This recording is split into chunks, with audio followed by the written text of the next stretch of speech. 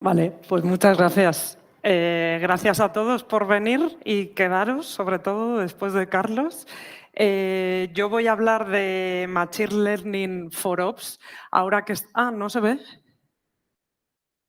Estaba mirando aquí, sí. Vale. Ahora que estamos todos bastante fascinados con las posibilidades infinitas que nos ofrece la inteligencia artificial y el Machine Learning, vamos a tratar de ver un poco cómo podemos llegar hasta la producción, porque a medida que vamos avanzando nos vamos dando cuenta que esto no es tan sencillo como parece. Bueno, mi nombre es Aurea Muñoz, o Auri, soy ingeniera de software en Red Hat y también formo parte del equipo que organiza el Java o Java User Group en Madrid. ¿Cuántos aquí? Repito las preguntas de Carlos porque no he visto bien. ¿Cuántos sois desarrolladores o venís del mundo del desarrollo? No muchos. ¿Y SREs o Ops? Un poco más. Y también había gente de datos, ¿no? Bueno, yo espero que todos aprendáis algo. La charla está enfocada básicamente para desarrolladores y Ops porque básicamente la he utilizado yo para aprender un poco sobre este tema, así que, bueno, vamos con ello. Cuando buscamos cosas sobre cómo funciona el Machine Learning y los modelos de aprendizaje automático, rápidamente caemos en diagramas de este tipo, de redes neuronales que se alimentan y aprenden a partir de datos. Esto son redes que son un conjunto de nodos organizados en varias capas, reciben datos a la entrada, van procesándolos cada una de esas capas y producen un resultado. Ese resultado se suele comparar con un valor de referencia y se calcula el error que respecto a lo que sale, respecto a la referencia que tenemos. Y a partir de ahí se aplican unas fórmulas matemáticas complicadísimas, no sé cómo lleváis las mates de la universidad, yo hace tiempo ya que lo dejé, se aplican estas fórmulas para modificar la red y que se adapte mejor al resultado que esperábamos. ¿Qué nos pasa a los software engineers y a los ops cuando nos enfrentamos al machine learning y a estas fórmulas? Que nos da un poco de pereza adentrarnos a este tema. Entonces, bueno, vamos a ver en esta charla. Os voy a alejar de todo esto, no os voy a dar la turra con las mates. Vamos a intentar ver desde un punto de vista del desarrollo de software y de los equipos de operaciones, cómo podemos utilizar la sabiduría que ya existe y las técnicas para intentar entender todo esto del Machine Learning. Así que con eso en la cabeza, esta es la agenda que os propongo, una pequeña introducción al Machine Learning. Vamos a ver cuál es el ciclo de vida del desarrollo de un modelo de aprendizaje automático en comparación con el de desarrollo de software. Después, ¿qué es esto de MLOps respecto a lo que ya conocemos, DevOps, y algunas herramientas que se están posicionando ya y popularizando para facilitarnos la vida? Vale, ¿qué es exactamente el Machine Learning? ¿En qué consiste? El Machine Learning permite a las máquinas, a los ordenadores, aprender y mejorar automáticamente sin ser programados explícitamente para ello. Es como si le decimos a una máquina que aprenda por sí misma a partir de su propia experiencia. Respecto a la programación tradicional, en la programación tradicional los ingenieros o los desarrolladores lo que hacemos es escribir código para instruir al ordenador de cómo debe realizar una tarea específica. Le damos el conjunto de reglas detalladas y pasos a seguir para producir un resultado a partir de una entrada. Cambiar el comportamiento del programa implica cambiar el código fuente. En Machine Learning esto no ocurre así. En Machine Learning tenemos unos modelos que aprenden a partir de unos datos.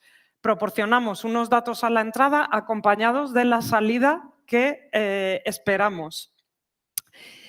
Y a partir de ahí tenemos un algoritmo que es capaz de detectar determinados patrones que se producen y de extraer la lógica. Esta vez es la máquina la que va como salida nos va a dar la lógica, ¿vale? Esto hace que los problemas que se enfocan en datos justamente sea más fácil resolverlos con Machine Learning. El típico ejemplo que se pone muchas veces es, por ejemplo, para clasificar, ¿no? ¿Cómo podríamos hacer un detector de mails spam? Si pensamos cómo podemos resolverlo con programación tradicional, pues podríamos pensar en qué reglas necesito codificar para que mi programa detecte cuando un mail llega al buzón de entrada si se trata de spam o no. Podríamos pensar, pues si contiene más de 3 veces la palabra gratis en el cuerpo del mensaje, o si proviene de una IP que conocemos de manera anticipada como IP que suele enviar mails de spam. ¿Qué ocurre si desplegamos un programa de este tipo y los spammers al cabo de un tiempo deciden cambiar su estrategia para mandar correos de spam? Pues nuestro programa deja de funcionar. Podemos modificar el código, lo redesplegamos, pero habrá que modificarlo. ¿Qué ha pasado? ¿No? Ah, ya. Muy bien. ¿Cómo resolveríamos este problema con un modelo de Machine Learning? Bueno, los modelos de Machine Learning, dentro de la caja esa que veíamos ahí, encontramos dos componentes diferenciados. Por una parte tenemos la parte del training y por otra el modelo, que lo vamos a producir en el training. Vale. Con un modelo de Machine Training lo que haríamos sería darle una colección grande, con millones de emails de ejemplo, que podemos además acompañar de una etiqueta indicando cuál es spam y cuál no. Y el modelo sería capaz de detectar ahí esos patrones que se repiten y respondería a la salida escribiendo la lógica, las reglas que van a detectar esos mails de spam. El modelo que obtenemos a la salida sería un modelo, pues como las reglas que escribimos con código normalmente, por tanto podemos alimentarlo con datos a la entrada y nos producirá un resultado a la salida. De esta manera, cuando vosotros estáis chequeando vuestro correo y marcáis un mail como spam, lo que estamos haciendo es reentrenar al modelo para que incorpore directamente nuevas reglas.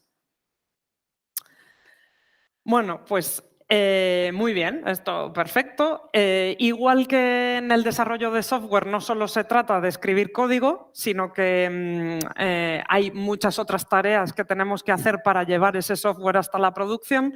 En el desarrollo de modelos de Machine Learning ocurre lo mismo.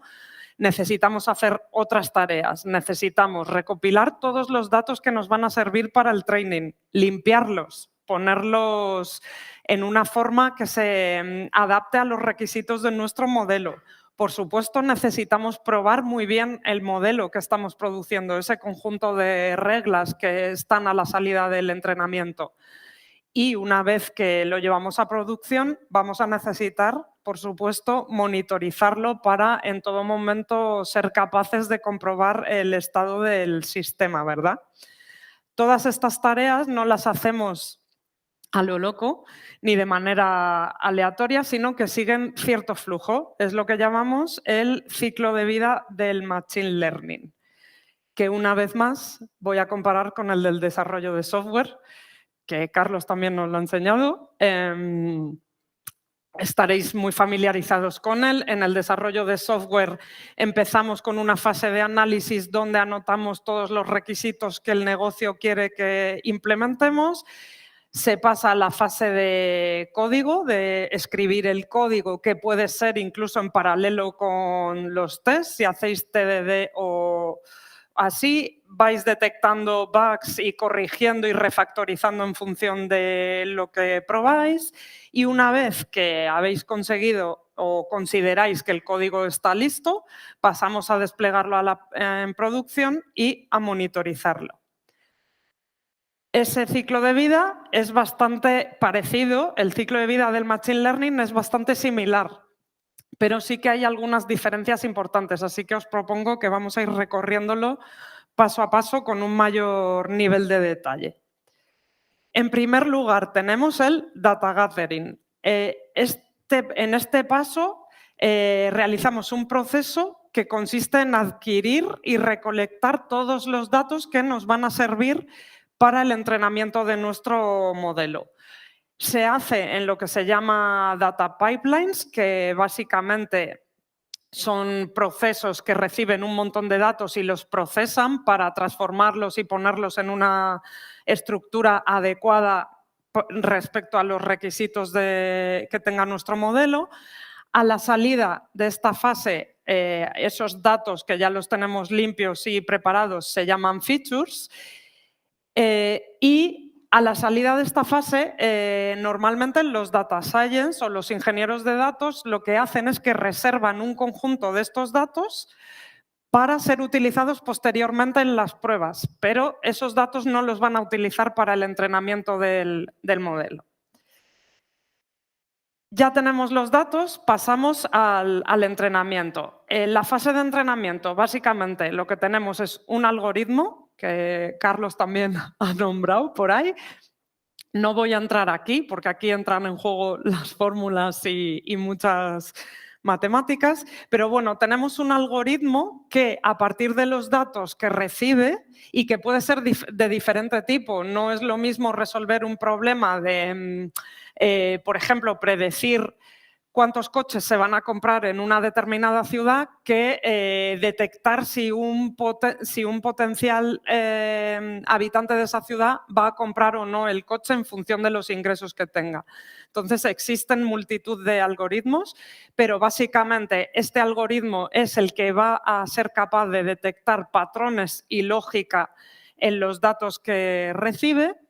Y como resultado va a producir una serie de normas y reglas que se utilizarán en el futuro para tomar decisiones y hacer predicciones. Una vez que tengo mi modelo, que salgo de la fase de entrenamiento, es hora de probarlo. Aquí es donde entra en juego los datos que hemos reservado a la salida del data gathering y que no han pasado por la fase de entrenamiento. La fase de evaluación es muy importante porque es donde vamos a ver cómo nuestro modelo es capaz de generalizar a partir de datos que no ha visto nunca, ¿vale? Y en este caso, ¿cómo hacemos las pruebas? ¿Cómo sabemos que nuestro modelo es bueno o malo? Con el software es muy fácil porque conocemos las reglas previamente. Antes de escribir el código, yo ya sé lo que quiero, la misión que tengo que cumplir con ese código. En el Machine Learning no es así, no conozco las reglas van a salir de ahí. ¿Cómo lo puedo probar? Con los datos, esos datos que no conozco, y comparando lo que obtengo a la salida con los valores de referencia que me espero, ¿vale? A partir de ahí se aplican una serie de métricas que resultan en dar un nivel de precisión de vuestro modelo.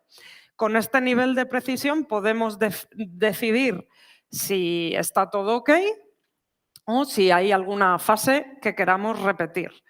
De hecho, las fases de model training y evaluación ocurre un poco como en el TDD. No es algo que ocurre one shot de manera secuencial, sino que pueden transcurrir, o sea, podemos repetirlas varias veces en función del resultado que obtengamos e incluso se puede hasta decidir que se necesitan más datos para el entrenamiento y repetir estas fases. Por eso, estas dos fases forman parte de un proceso que llamamos el proceso de experimentación. Los experimentos en Machine Learning son muy, muy importantes. Nos van a permitir mejorar el nivel de precisión del modelo. Es aquí donde vamos a poder mejorar las predicciones que hace nuestro modelo y la toma de decisiones. Y para ello hay 3 cosas con las que podemos jugar. La arquitectura del modelo, si recordáis el diagrama de redes neuronales que os mostraba al principio, la arquitectura equivale a los nodos y las capas de cómo están organizadas las neuronas. Luego tenemos la configuración del modelo en sí mismo, que esto podremos ajustarlo de determinadas formas y tendrá un impacto en el proceso de aprendizaje. Y por último, el dataset con el que vamos a entrenar a nuestro modelo. El ejemplo para entender esto más fácil es pensar en lo que hacemos con recetas de cocina. Imaginad que queréis hacer un bizcocho de chocolate, el mejor bizcocho de chocolate del mundo.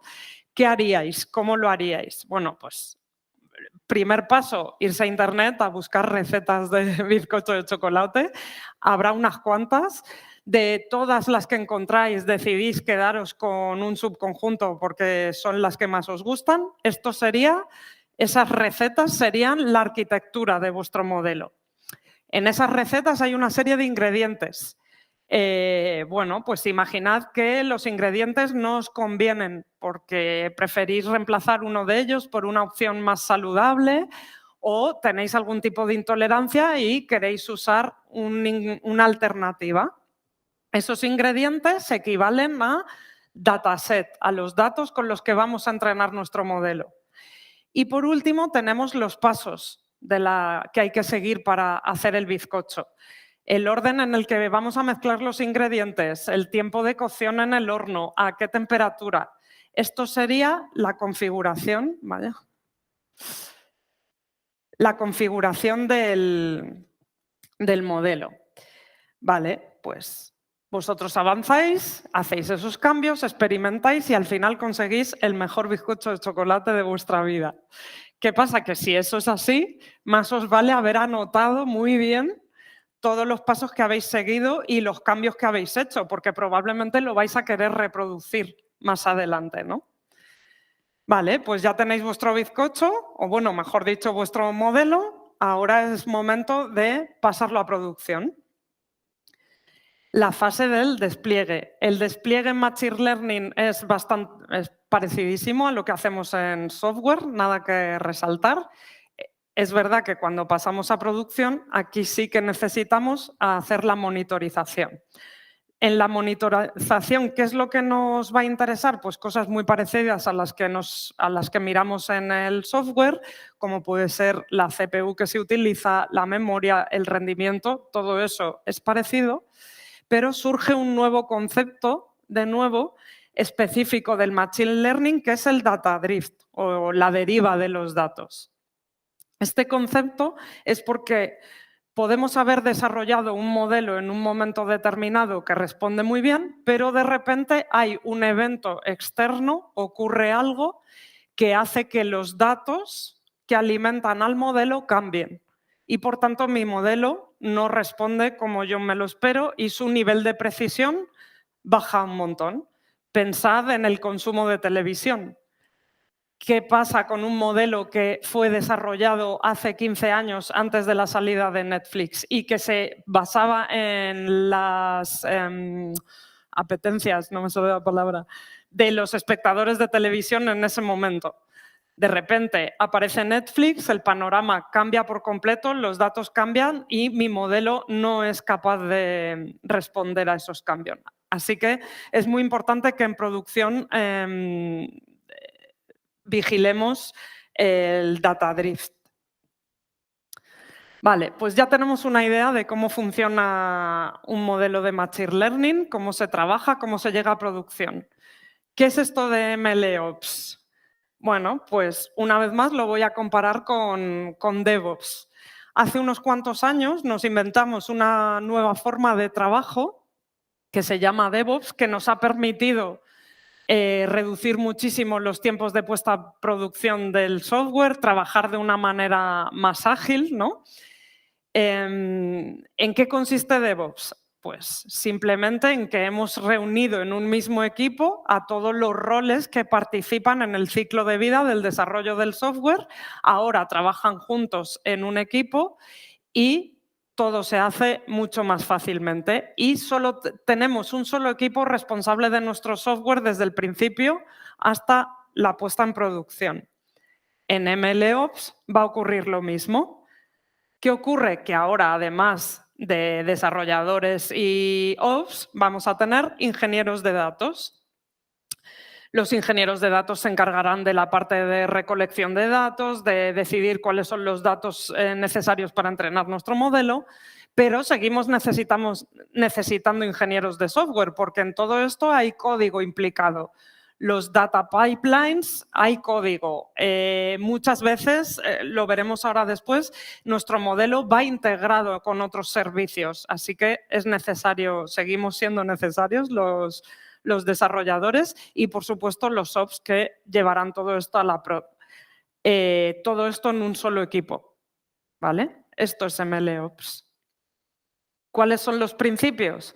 Pues los mismos que de DevOps: automation, continuous delivery, continuous integration, testing, versionado, la monitorización, el trabajo por iteraciones, el ser reproducible. Necesitamos poder reproducir determinadas situaciones y, por supuesto, esta parte tan importante que hemos visto, que es la trazabilidad de la fase de experimentación.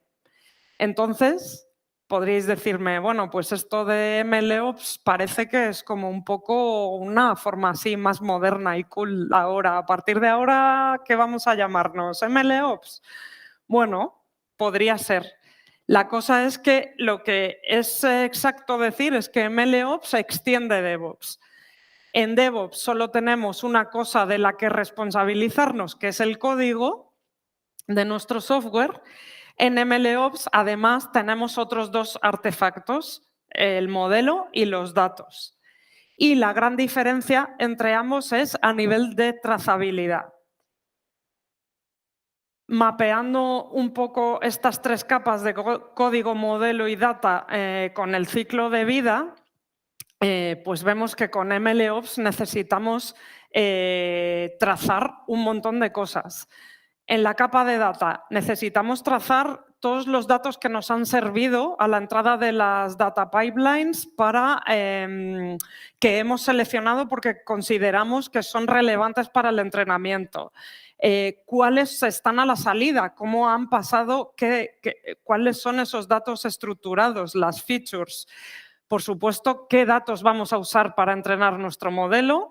Los datos que vamos a usar en un entorno de pruebas y las métricas que salen de esa fase de evaluación y, por supuesto, los datos que llegan a producción y la respuesta.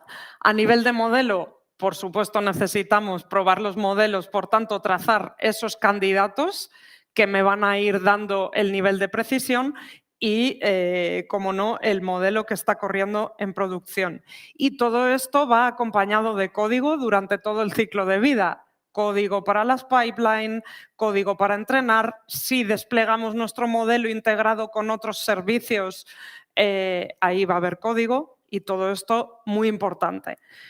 Cuando trabajamos en el desarrollo de software, vemos, ¿no? Desplegamos el software en Kubernetes. Esto quiere decir que está corriendo dentro de un contenedor. Un contenedor está hecho a partir de una imagen. Una imagen, que está hecha a partir de un tag. Y con ese tag podemos llegar perfectamente al código que hay dentro. No solo al código, sino a los commits que hemos incluido en ese código y incluso la gente que los ha hecho. Sí que necesitamos este nivel de granularidad también en el mundo del Machine Learning. Vale, todo esto puede sonar así un poco confuso. Me diréis, venga, cuéntanos cuáles son las tools que nos van a permitir hacer todo esto, ¿no? Sin que la cabeza nos explote. Pues venga, yo voy a hablar de dos herramientas principalmente. Aquí os pongo como detalle pues, herramientas que utilizamos en el desarrollo de software, que supongo que unos estaréis más familiarizados con unas o con otras en función de vuestro rol. En el mundo del desarrollo de Machine Learning, la cosa no está tan madura. Se sigue haciendo un montón de trabajo a nivel de chat, mail, documento compartido. Un montón de cosas se hacen a nivel local, de ordenadores locales de la gente, con la consiguiente pérdida de conocimiento si esa persona se va. Pero bueno, dentro de todo este panorama es verdad que hay herramientas que van emergiendo y se van posicionando y ganando popularidad. Una de ellas es MLflow, que tiene 4 componentes muy diferenciados. El primero, ML Tracking, que nos va a ayudar a tracear todo lo relativo a los datos que limpio, que estructuro, que uso para el entrenamiento, todo eso se va a encargar esta parte. Después tenemos la parte de proyectos, que esta parte me va a ayudar a ver lo que han hecho otros y poder compartirlo, por ejemplo, entre equipos, ¿vale? Los modelos, todo lo relativo a los modelos que estoy utilizando con esos datos, cuál voy a mandar a este entorno, cuál voy a mandar a este otro. Y luego hay una parte de registry que añade una capa de gobernanza encima de todo esto y te permite pues, una gestión general. Y luego hay otra herramienta también muy popular que es Kubeflow, que básicamente ha cogido las herramientas más utilizadas en el mundo del Machine Learning y les ha dado cariño y ha hecho que sea muy fácil integrarlas dentro de un clúster Kubernetes, ¿vale? Además de darnos una consola y una interfaz pues, molona con la que podemos tener una visión global de todo. Y bueno, pues esto creo que ha sido todo. Espero que a partir de aquí todo sea un poco más claro y que tengáis una visión más general de cómo podemos llegar a la prod con modelos de Machine Learning. No sé si...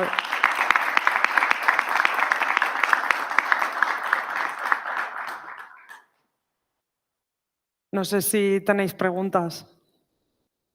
Sed buenos, que soy nueva en esto también. ¿No? ¿Cómo podría empezar? ¿Qué recomiendas para empezar? Uf. Lo más sencillito. Para empezar a aprender sobre o sea, hemos visto algunas herramientas, pero la introducción, o sea, claro, es que pero... estos son, hay que hacer la distinción. Una cosa, si tú quieres aprender sobre los internals del Machine Learning, y otra cosa es esto, MLOps. Es decir, aquí yo no he entrado a nada de cómo podemos modificar los tipos de algoritmos, estos que hay, de clasificación, regresión, todo eso. Pues te diría que con esta charla. Hombre, y a partir de ahí yo tengo tendencia a buscar charlas sobre temas, porque me parece como muy fácil, ¿no? No tienes que pasarte, yo qué sé, media hora leyendo un artículo, etcétera.